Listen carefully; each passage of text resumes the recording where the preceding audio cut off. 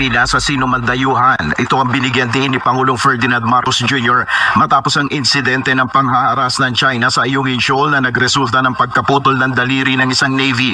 Pinuri ng Pangulo ang AFP dahil sa paninindigan sa kapayapaan sa gitna ng pag-uudyok ng kaguluhan sa West Philippine Sea. I salute the 80 officers and troops who sailed the waters and exercised the greatest restraint amidst intense provocation. You demonstrated to the world that the Filipino spirit is one that is brave, determined, and yet is compassionate. Ayon sa Commander-in-Chief, hindi magsisimula ng giyera ang Pilipinas pero hindi naman susuko ang bansa laban sa sinumandayuhan.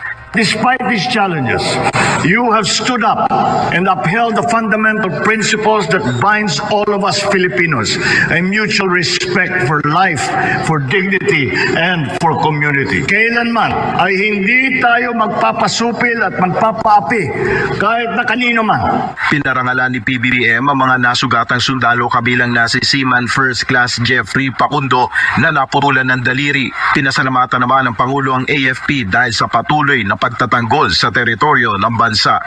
Nel Maribuhok, UNTV News and Rescue.